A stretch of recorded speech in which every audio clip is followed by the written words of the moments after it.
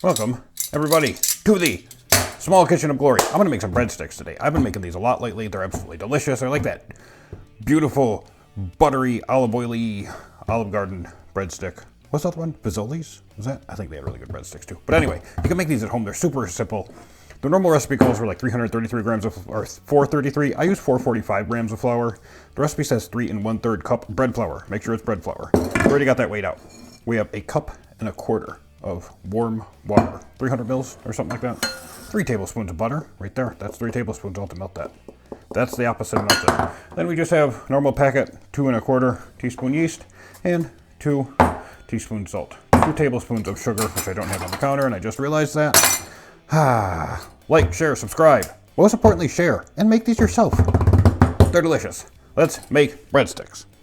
Before I actually get cooking, I have to do the Michael Jackson, because I cut my finger when I was unsober and cutting onions.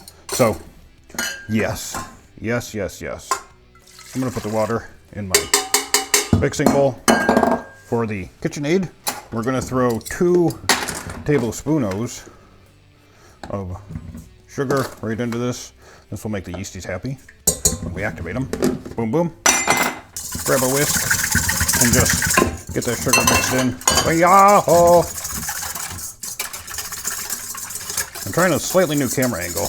I hope it works out good. We'll see.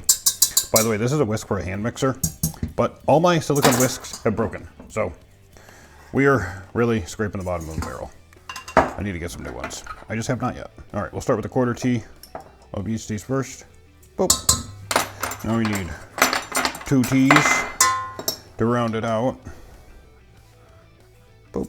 You can weigh your yeasties or you can not. I usually go for the or not. It's yeasties. Yeasties aren't an exact science, just get it somewhat close. We want to mix these cute little guys in here. I do this in the bowl of my mixer, that way I'm not going to lose any yeast if I transfer it from another bowl. I just want to make sure I'm getting all the sugar and all the yeast in there, as it should be. This handle won't let me mix it exactly how I want, so I'm just tilting the bowl. I'm just giving it a little whisk. We're going to let this sit for about, I don't know, 5-10 minutes. Then we just literally add in the other stuff. While I'm waiting for this, I'm going to melt the butter in the microwave, and damn, we're already almost done. That's how easy breadsticks are. And they're so good. While I wait here and pontificate as the butter melts, I did want to say, this recipe is great if you make pizza like in my last video, and you have a half a pan of pizza sauce, you don't know what to do with it. You don't want to make a whole pizza, you just whip up these breadsticks, dip them in that pizza. Oh, and the pizza sauce, delicious. So damn delicious. You can't go wrong. Also, I mean, just make the breadsticks and eat them without dip. No marinara. They're just good. They're just good. Our yeasties are percolating. I'm going to do 2 teaspoons of salt into my flour here. The original recipe called for 1 1/2. 1 1/2 is not enough. 2 is still cutting it low. I mean, a full tablespoon would actually be better, but sometimes you got to do what you got to do, you know. That's water. We don't need the water bowl. All right, we're golden. I'm going to mix the salt in like a man, but with my gloved hand. I'm only doing it with the gloved hand because I have a glove. Also, it makes it so I don't get flour on my hand, which is kind of nice. But I'm just grabbing it and tossing it a little bit. Just keeping it simple. Oh, the joys of having a stand mixer. We have some activated yeast. I never use this bobber. As you can tell, I can't put it on. I got it. We're going to raise the mixer up. We're going to put her on low to start. Now, I'm just going to scoop my those who flour can and see will notice something is missing cup on the mixer. at a time. Actually, I'm this is too putting it in one use a half cup. 1/4 cup at a time, Restart. I'm going to scoop my flour in to my yeast. but there's no dough hook. baby. So, essentially I'm just running a mixer, and there's just a bunch of dry flour sitting on top of water in my bowl. So, yeah, that's one of the perks of blind cooking. Most people would probably edit this out, but I'm not, so Top of the KitchenAid. you can laugh at me, with me, about me, Mixed in, cooking and then like I a gotta silly let this goose. quite a while. It's And, like 7 to well, 8 let's minutes. fast forward to where we Sometimes you can actually get away with 6. figure this out. We got her all in. We're gonna have a look at that dough. You know what's beautiful about this? I never put on the hook. So what we have now is a bunch of dry flour sitting in water. This isn't the first time I've done this on this channel. I thought it was running a little smooth. It wasn't rocking at all. And boom. All right, we're going to let this mix in. You know, I said to mix it in a little bit at a time. Yeah, do that. Don't do this. But now we just have a very aggressively powdery water mixture, but it's okay. It'll all come together. That's the beautiful thing about dough. It just all comes together. Let this mix. Let it mix for a while.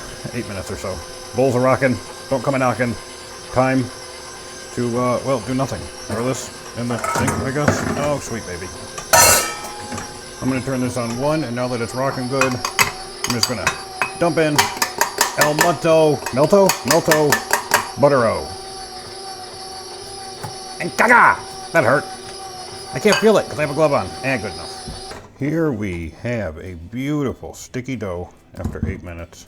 That is just beautiful.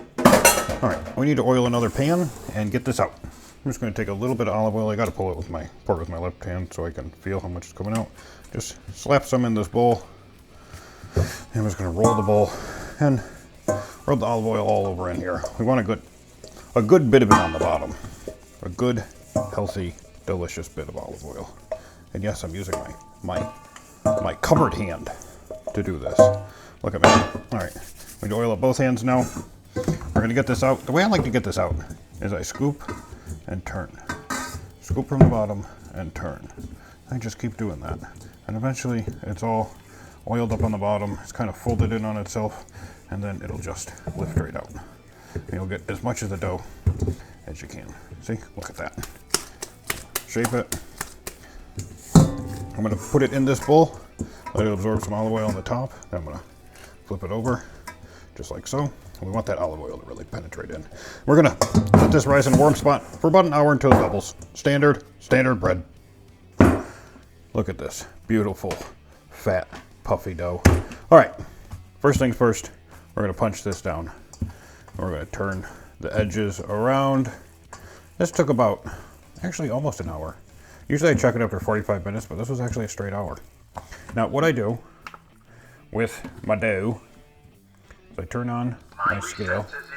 I'm going to take this dough out, put it in my glove, put this on the scale, I'm going to zero it.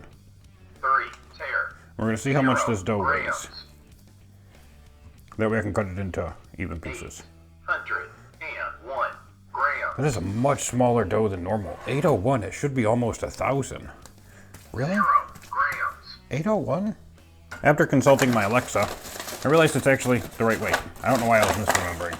But we're looking, 14 pieces would be about 57 grams per piece. Which is about what I'm looking for. So I'm gonna put this down on a floured surface. We're gonna get rid of this lid. I'm gonna try and cut this in half so each piece is about 400 grams. Roughly, allegedly. Just using a, what do they call this? Bench scraper. This is just so much easier for me than doing it the way I used to, which is just, you know, by feel. My feel is wrong, so this is much better. 405 Okay, grams. we're close enough even. Now I'm just going to roll this out into a log. I'm going to put a little bit more flour down.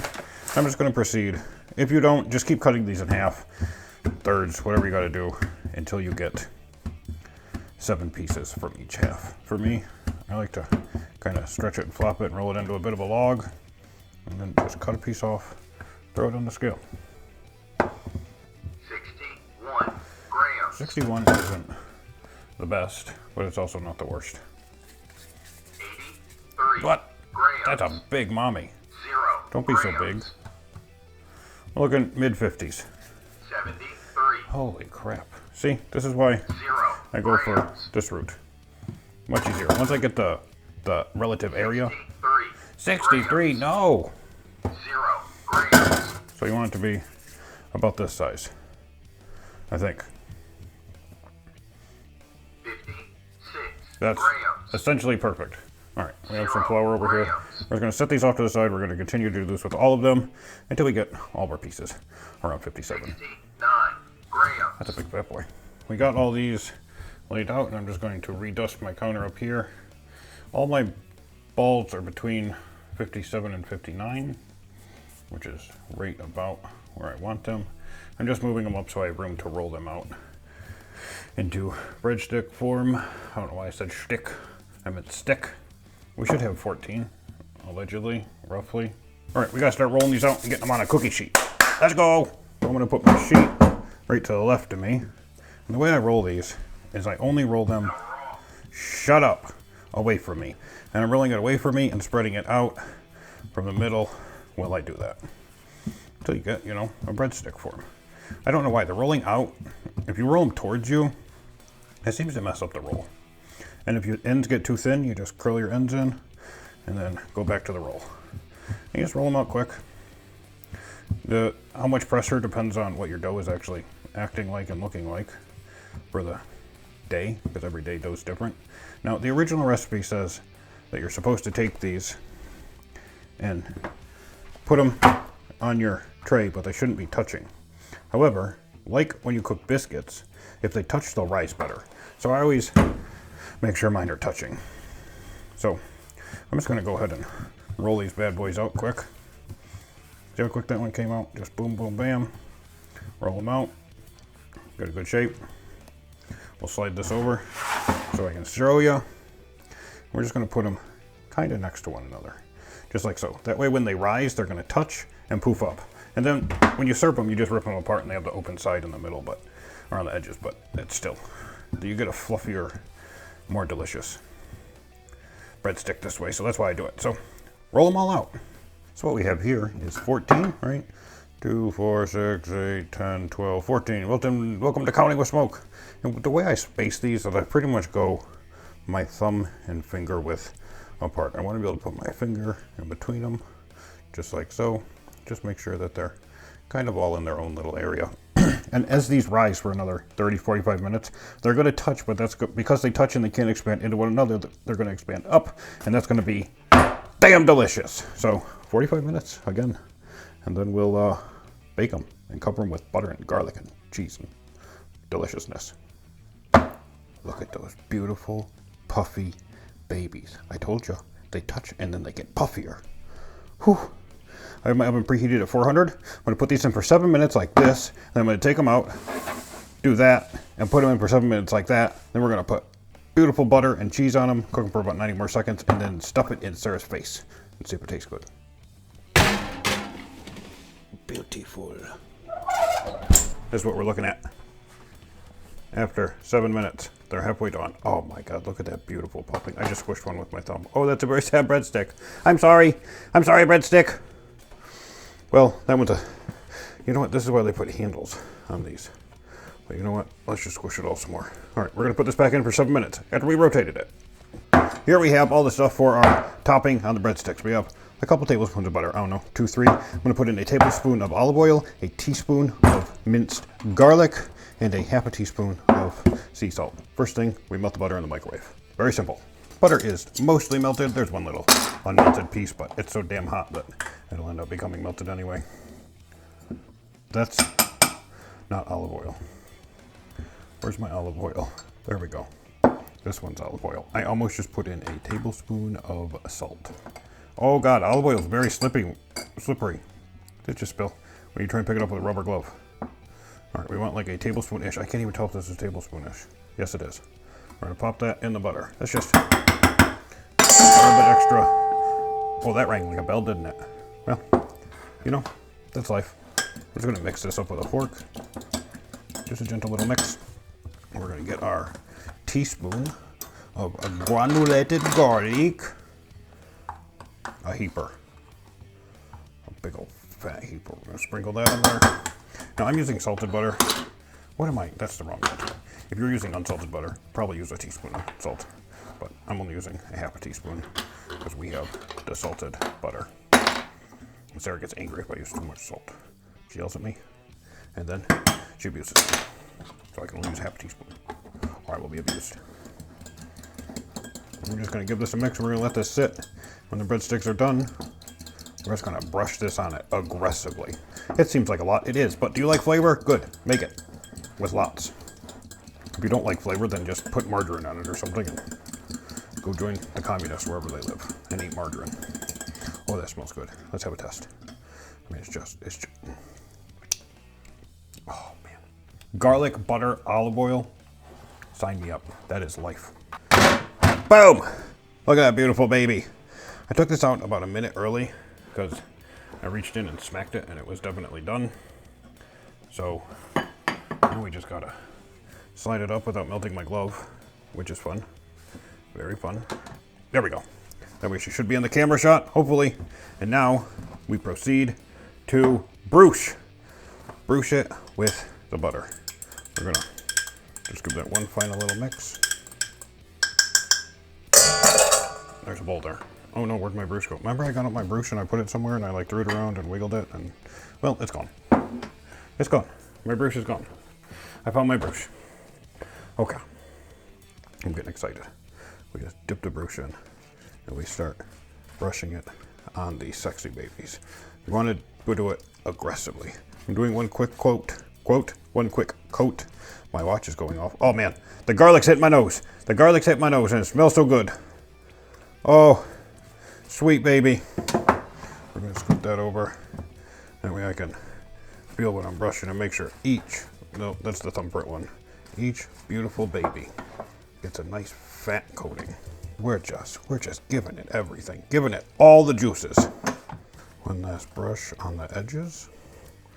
We're gonna throw some cheese on top of these. I just have some mozzarella. Is that all empty? Pretty much. A little bit of garlic there in my mouth. Love it. I have some mozzarella, cheddar, and Parmesan here. I'm just gonna sprinkle this on the breadsticks. Not quite too much, but just enough so that each breadstick has some cheese on it. Just a little smattering. That's the right word, right? A smattering of cheese on the breadsticks. I'm gonna do the blind check with my hands. We need a little bit more in the middle there. Get that going. Oh yeah, these are softening up beautifully now. And then my oven's actually off, but I'm gonna put these in with the oven off for 90 seconds to a minute, just to let the cheese get melted. And delicious. And boom!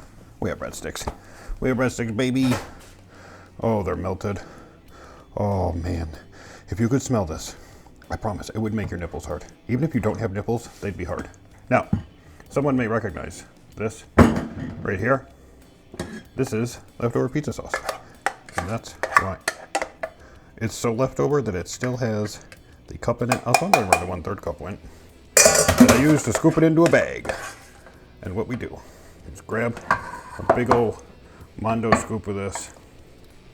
You get it right in there. I'll probably heat it up just a little bit just to take the zing off it. But, that's pizza sauce. I have pizza sauce all over my glove. BRB. Now once this cools off, we're gonna hop over to Sarah and see if this tastes good. Hopefully it does. I mean, the texture on these is just to die for. Look at that. It's just soft and spongy. Whew, I can't wait. All right, let's see. Sarah's sleeping outside today. Eat the food. Eat the food. He said, eat the food. This smells so good. Let's dip it in the sauce. Oops. It's hard to be blind. Huh? Where's your eyeball? Where's my eyeball? All right, let's dip it in the sauce and have a taste. I didn't dip in the sauce too much, but it's so flavorful and spongy. Super soft. It's so good. There's so much flavor in this. You know, the garlic is very noticeable. And to be honest, I'm not really a fan of breadsticks, but this one, I could eat it all day. It's so good. Sorry, I'm gonna dip it again. This is my sauce. I am gonna go bye-bye and eat this. Please like, share, and subscribe. You did say ta-ta. Ta-ta!